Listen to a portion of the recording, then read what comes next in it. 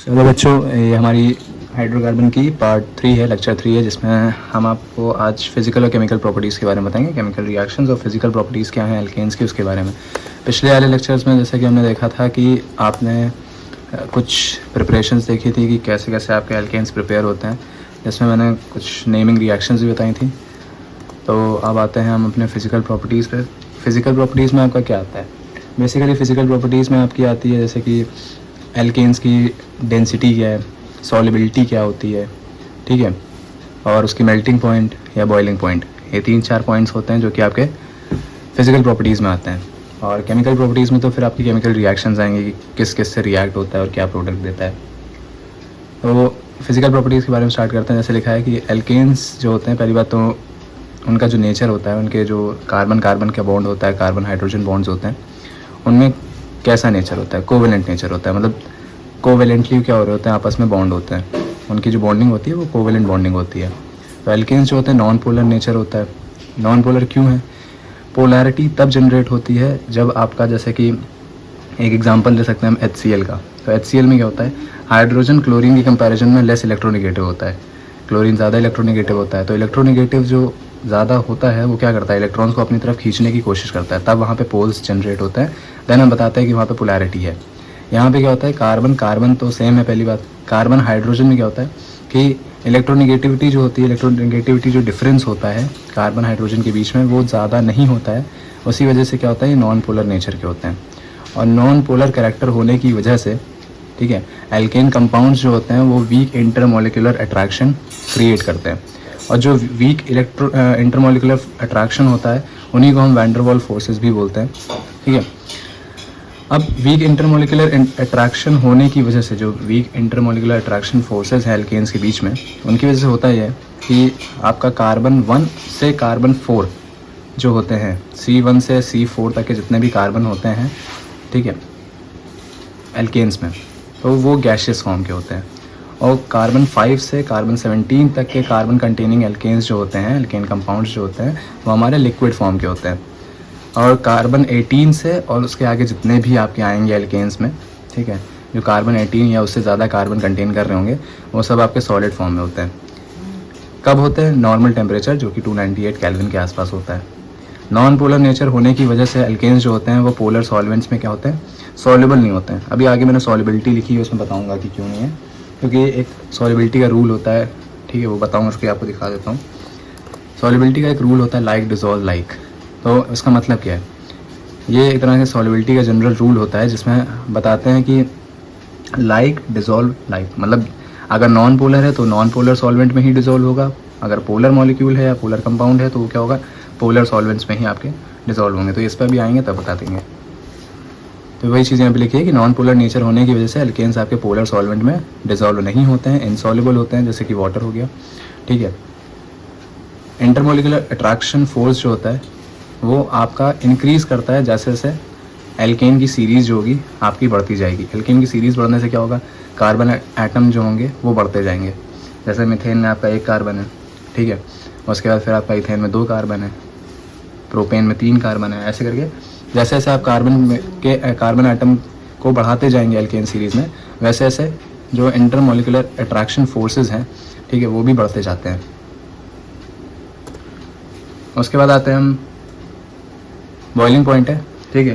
तो boiling point जैसे कि अभी बताया, बॉइलिंग पॉइंट भी आपका जैसे कैसे इंक्रीज़ करता है। बॉइलिंग पॉइंट आपका, आप जैसे जैसे सीरीज़ में बढ़ते जाते हैं वैसे वैसे आपका जो बॉइलिंग पॉइंट होता है वो इंक्रीज़ करता जाता है। बॉइलिंग पॉइंट हो गया, या फिर हम कह सकते हैं मेल्टिंग पॉइंट हो गया, वो जैसे जैसे आपके एल्केन की सीरीज़ बढ़ती जाती है वैसे वैसे मेल्टिंग पॉइंट और बॉइलिंग पॉइंट भी आपको बढ़ता जाता है। CH4 में अगर आप देखें तो देखिए 110 केल्विन है। फिर इथेन आ रहा है, इथेन में आपका 184 है, और उसके बाद है प्रोपेन, तो प्रोपेन में आपका 231 केल्विन है। तो ये देखा जाता है कि एल्केन्स में जैसे जैसे मॉलिकुलर वेट बढ़ता है, ठीक है, या हम कह सकते हैं कार्बन के नंबर बढ़ते हैं, तो बॉइलिंग पॉइंट उतना ही बढ़ता जाता है।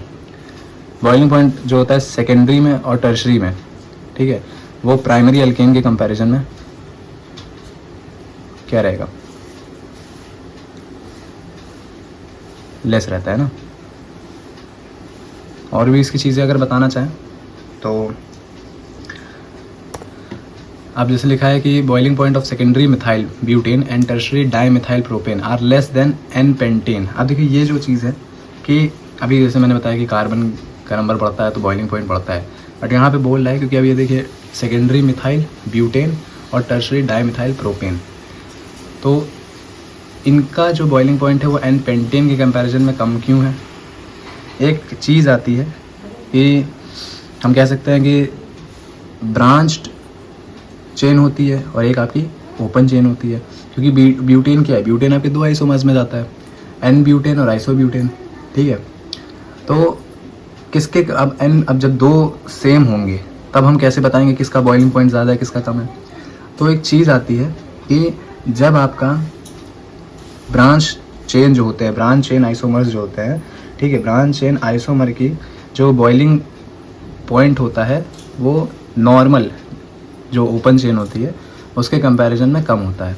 क्यों होता है? क्योंकि देखिए जब ब्रांच आप करते हैं, ठीक है, ब्रांच करने से क्या हो जाता है, आपका जो भी आपने बनाया है, ठीक है, स्ट्रक्चर, तो उसमें क्या होता है, सरफेस एरिया उसका कम हो जाता है। ब्रांच करते हैं, जैसे आप नॉर्मल लिखेंगे ब्यूटेन को, ठीक है, 4 कार्बन सीधे सीधे बनाएंगे, 1 2 3 4, ठीक है, उससे क्या होता है, उसकी देखिए आप सरफेस एरिया उसका बड़ा होता है, तो जिसका सरफेस एरिया बड़ा उसका बॉइलिंग पॉइंट ज़्यादा, ठीक है।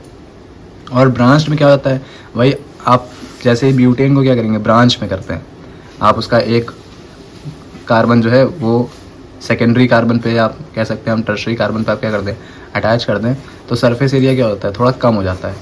तो सरफेस एरिया कम होने से क्या होता है, बॉइलिंग पॉइंट कम होता है। आप एग्जांपल लेके समझ सकते हो, अगर कोई आप चीज़ बना रहे हो, मैं कहता हूँ कि गैस के ऊपर आपने कुछ रखा, ठीक है, एक बड़ा कंटेनर रखा, एक छोटा कंटेनर रखा, बड़े कंटेनर में आपने पानी फिल किया और छोटे कंटेनर में पानी फिल किया, तो बड़ा कंटेनर क्या लेगा, टेम्परेचर ज़्यादा लेगा, ठीक है, पानी को गर्म करने में, और जो छोटा होगा उसके कंपैरिजन में क्या होगा, जल्दी गर्म हो जाएगा। क्यों? क्योंकि उसका सरफेस एरिया कम है। जिसका सरफेस एरिया कम, वहाँ पे उसको टेम्परेचर कम चाहिए होगा, टेम्परेचर कम है तो बॉइलिंग पॉइंट उसका जो होगा बड़े के कंपैरिजन में क्या होगा, एक तरह से कम होगा, ठीक है। वैसे तो बॉइलिंग पॉइंट आपको पता है कि वाटर का 100 डिग्री सेल्सियस भी जाता है, लेकिन मैं एक एग्जांपल बता रहा हूँ सरफेस एरिया को लेकर के।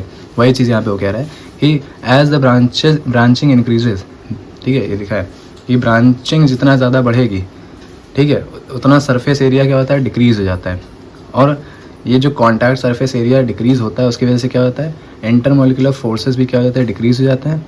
तो लेस अमाउंट की एनर्जी हमें रिक्वायर होती है लिक्विड को वेपर स्टेट में बदलने में, ठीक है, ये वहीं से चीज़ है। तो बॉइलिंग पॉइंट आप शॉर्ट में अगर हम लिखना चाहें तो आप लिख सकते हैं कि पहली बात, बॉइलिंग पॉइंट नॉर्मल अगर आप लिखेंगे जब सारे ओपन चेन में होंगे, ठीक है, विदाउट ब्रांचिंग, तो उसमें आप लिखेंगे कि जैसे जैसे आपका कार्बन चेन बढ़ती जाएगी वैसे वैसे आपका बॉइलिंग पॉइंट बढ़ता जाएगा। हाँ, अगर आप दो सिमिलर ले रहे हैं, अब जैसे कहते हैं ना आइसोमर्स ले रहे हैं, आइसोमर्स के केस में ये चीज़ होती है कि ब्रांचिंग जितनी ज़्यादा होगी उसका उतना ही कम होगा बॉइलिंग पॉइंट, ठीक है। नेक्स्ट आते हैं सॉल्युबिलिटी, जो बताई मैंने। अब सॉल्युबिलिटी क्या है, लाइक डिसॉल्व लाइक, जैसे मैंने बताया कि नॉन पोलर, अगर नॉन पोलर हैं मॉलिक्यूल्स तो वो नॉन पोलर सॉल्वेंट्स में ही डिसॉल्व होंगे, और पोलर जो होंगे वो पोलर सॉल्वेंट्स में होंगे। और लिखा है कि in the light of this case, ठीक है, rule, alkanes which are predominantly non polar are insoluble in polar solvents. अब जो नॉन पोलर्स हैं वो आपके पोलर सॉल्वेंट्स से डिसॉल्व नहीं होंगे। पोलर सॉल्वेंट्स कौन से, अल्कोहल होता है, जैसे वाटर हो गया एक्सेट्रा। और जो हाईली सॉल्युबल होते हैं नॉन पोलर सॉल्वेंट्स में, ठीक है, मतलब आपके जो नॉन पोलर मॉलिक्यूल्स हैं वो किस में सॉल्युबल होंगे, फिर नॉन पोलर सॉल्वेंट्स में। अब नॉन पोलर सॉल्वेंट्स कैसे होते हैं, पेट्रोलियम ईथर हो गया, बेंजीन हो गया, या CCl4 हो गया, कार्बन टेट्राक्लोराइड, इसमें आपके ये क्या हो जाएंगे, सॉल्युबल होंगे, ठीक। एक चीज़ मैंने लिखी है कि it may be noted that there here that grease is a mixture of higher alkene.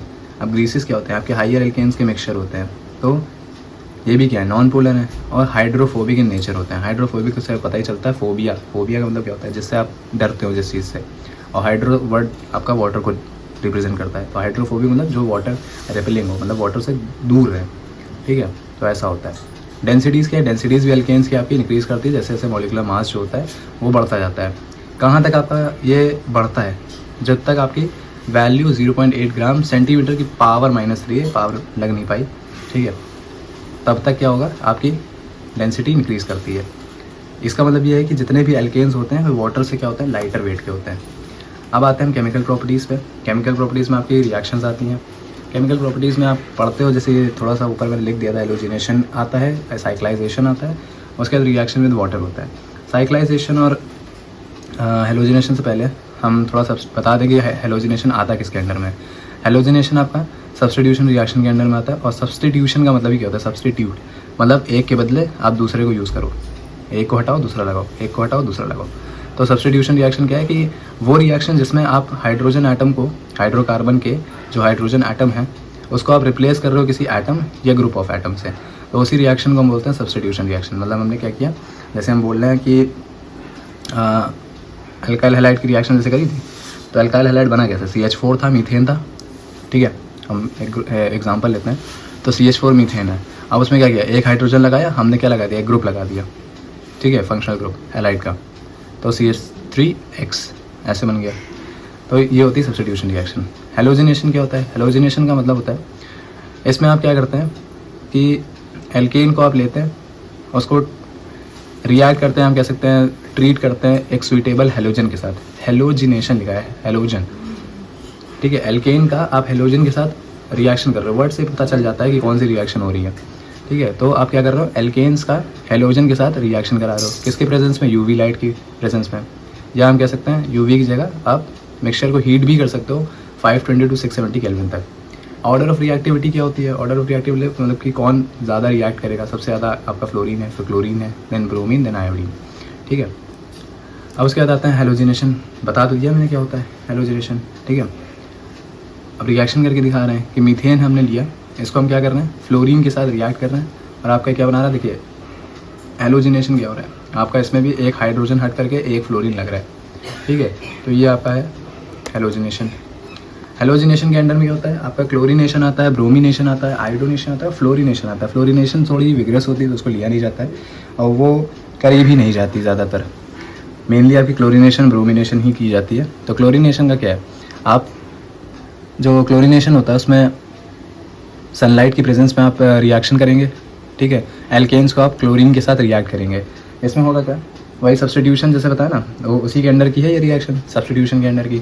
तो ये क्या करेगा, एक हाइड्रोजन हटाएगा, एक क्लोरीन को जोड़ेगा, तब आपका क्या बनेगा, क्लोरोमीथेन। फिर क्लोरोमीथेन क्या करेगा, फिर से Cl2 के साथ होगा, फिर क्या होगा, आपका CH3Cl बना था, उसका एक हाइड्रोजन फिर हटेगा और एक Cl और लगेगा, तो CH2Cl2 बन जाएगा, डाइक्लोरोमीथेन, फिर ट्राइक्लोरोमीथेन, तब तक बनेगा जब तक क्या हो जाएगा, हाइड्रोजन हट नहीं जाएगा पूरी तरह से। आखिरी में क्या बन जाता है, कार्बन टेट्राक्लोरोमीथेन, सॉरी सिर्फ टेट्राक्लोरोमीथेन, ठीक है, ये आपका हो गया। उसके बाद आता है ब्रोमिनेशन। ब्रोमिनेशन क्या होता है कि bromine same as it is, जैसे आपने यहाँ पे क्लोरीनेशन में पढ़ा कि CH4 था, Cl2 से हुआ CH3Cl बना, ठीक है, सनलाइट की प्रेजेंस में 573 केल्विन की प्रेजेंस में। वैसे ही आपका यहाँ पे क्या करेंगे, आप Cl2 की जगह आप क्या कर दोगे, बस Br2 कर दोगे। इसमें आप खुद भी रिएक्शन लिख सकते हो, आप Br2 लिखना, CH3Br HBr बन जाएगा। फिर करोगे CH3Br की रिएक्शन Br2 के साथ, तो क्या बनेगा, CH2Br2 प्लस HBr। इसी तरह से आप करके बना सकते हो। तो वही चीज़ यहाँ पे लिखी है कि bromine react with alkane which is similar to chlorination reaction. लेकिन ये क्या होती है, क्लोरीनेशन की कंपैरिजन में क्या होता है, एक तरह से कंपैरेटिवली स्लो होती है।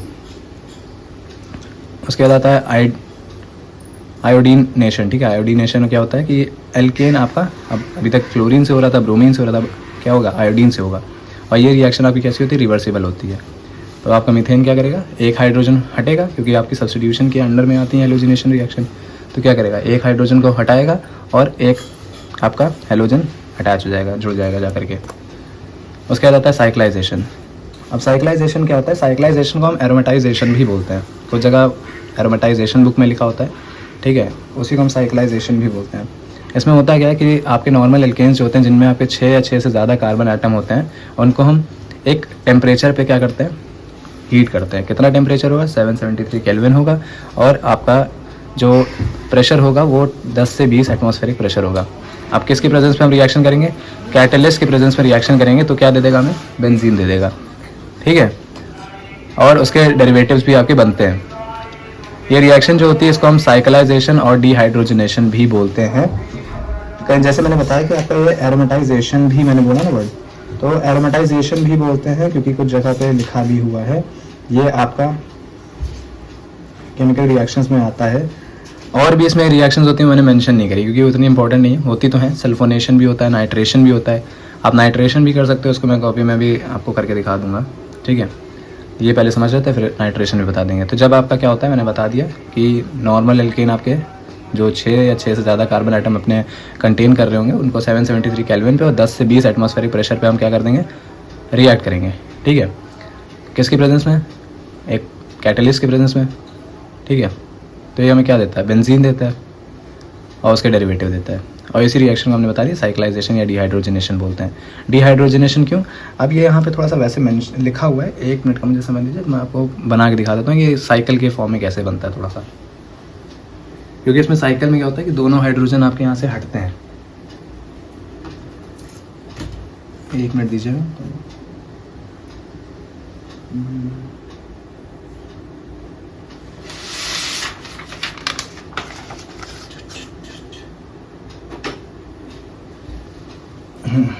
मैं आपको बना के दिखा देता हूँ कि कैसे बनता है। 1 मिनट।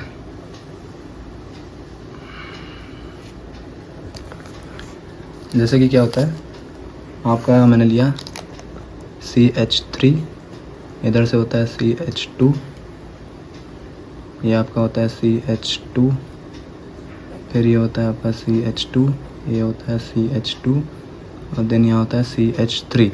अब इसी का एक हाइड्रोजन, इसका एक हाइड्रोजन, ये दोनों क्या होता है आपके यहाँ से हटते हैं, ठीक है। किसकी प्रेजेंस में रिएक्शन हो रही है, जो कैटलिस्ट उन्होंने बोला है। कैटलिस्ट आपके क्या होते हैं, आप कह सकते हो इसमें आपका chromium, oxides of chromium, vanadium या फिर आप मॉलिब्डेनम, इसके ऑक्साइड्स लेते हैं तो Cr2O2, ठीक है। या आप ले सकते हो V2O3 और मॉलिब्डेनम का भी, ठीक है। और एल्युमिनियम ऑक्साइड्स भी आप ले सकते हैं। कितने की हीट पे, 773 बताया मैंने, 773 केल्विन और 10 से 20 ATM यानी एटमॉस्फेरिक प्रेशर, ठीक है।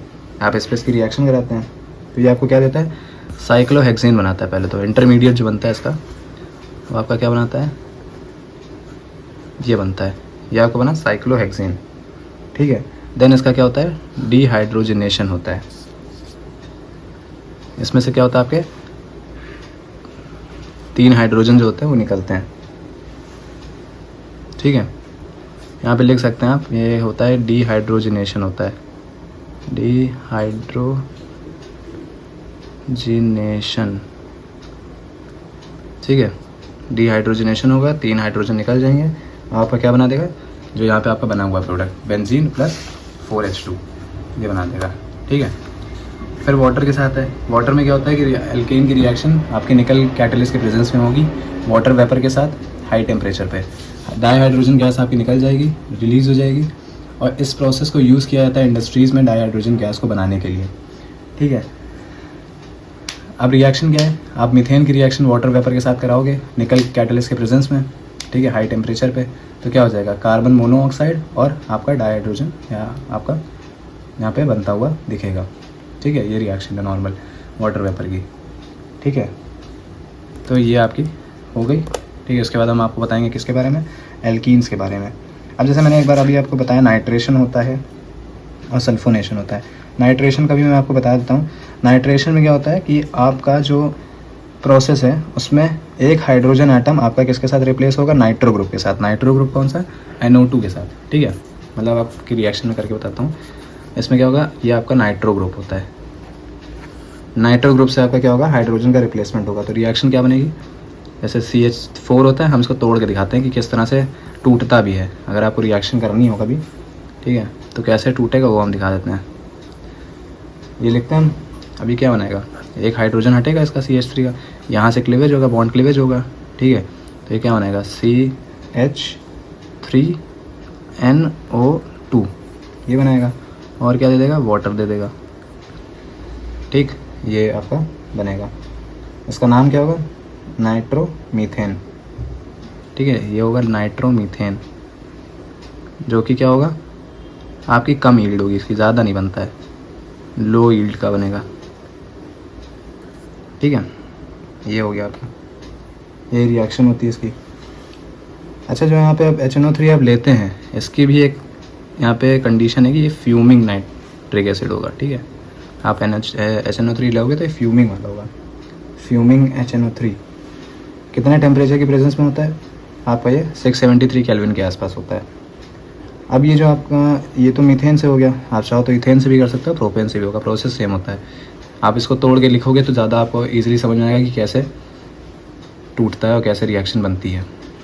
कभी भी कोई लिखेंगे आप, चाहे वो नाइट्रो वाली लिखना चाहें आप, या आप चाहें क्लोरीन वाली लिखना चाहें, ठीक है। क्लोरीन वाले में भी कैसे बनता है वो भी मैं आपको बता दूं। इसमें जो हेलोजिनेशन की मैकेनिज़्म होती है, ठीक है, वो आपका 3 स्टेप में होता है। एक होता है चेन इनिशिएशन, दूसरा होता है चेन प्रोपोगेशन, एंड देन उसके बाद होता है आपका चेन टर्मिनेशन।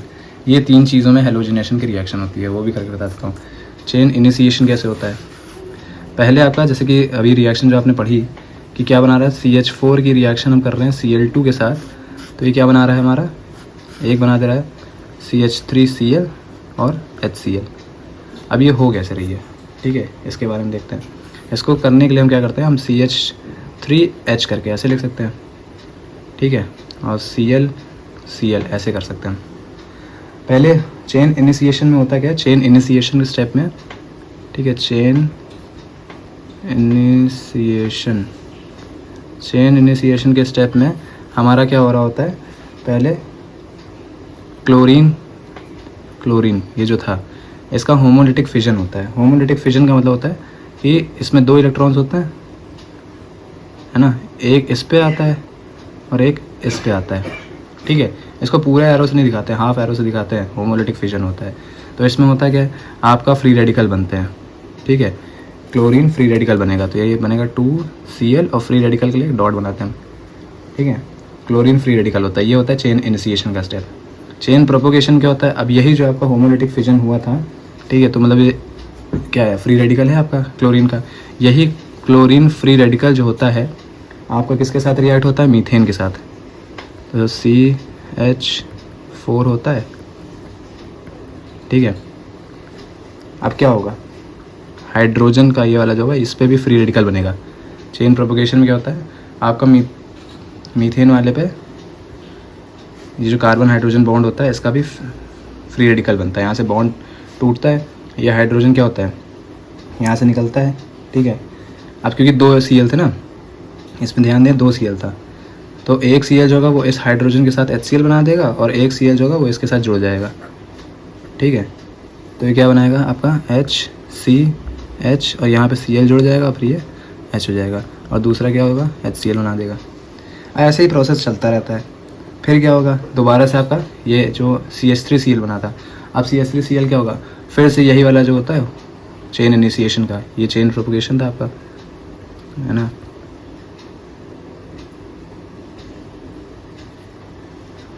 चेन प्रोपोगेशन था, वो चेन इनिशिएशन था। अब इसमें क्या होगा, ये जो CH3Cl बना है, ठीक है, यही CH3Cl क्या होगा, अब दोबारा से आपका Cl2 के साथ होगा। करके दिखा देता हूँ दूसरा स्टेप भी। आप CH3Cl था,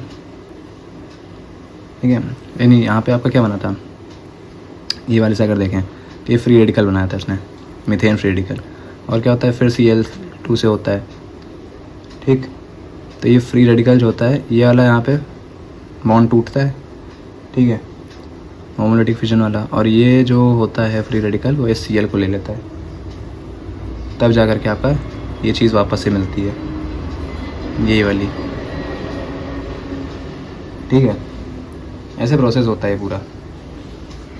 उसके बाद आता है आपका चेन टर्मिनेशन वाला। चेन टर्मिनेशन में आपको बताया जाता है कि बॉन्ड टूटते कैसे हैं। अब जब आप सिमिलर वाले लेते हैं तो होमोलिटिक फिजन इस तरह से होता है, Cl2 ले लें, Br2 ले लें, ठीक है। उसमें होता क्या कि आपका फ्री रेडिकल वाले जैसे Cl बनेंगे, इसमें एक Cl ये बनेगा और एक Cl ये बनेगा, ठीक है। ये आपका होता क्या है, ये आपका इस तरह से Cl बनाता है, ये होता है टर्मिनेशन का स्टेप, ठीक है। तो इतना ही होता है, ये सारे स्टेप्स होते हैं आपके, जो कि आपकी बुक्स में मेंशन होते हैं बट पढ़ाए नहीं जाते क्योंकि आपके कोर्स उतना होता नहीं है, ठीक है। जितना लिखा हुआ है बस आप इतना पढ़िए, ये तो बस एक्स्ट्रा समझाने के लिए मैंने बता दिया था। तो इतने पे आपका एल्केन पूरा ख़त्म होता है, ठीक है।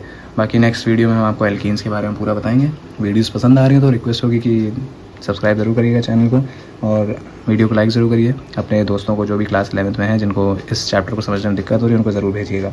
ठीक है, मिलते हैं नेक्स्ट वीडियो में।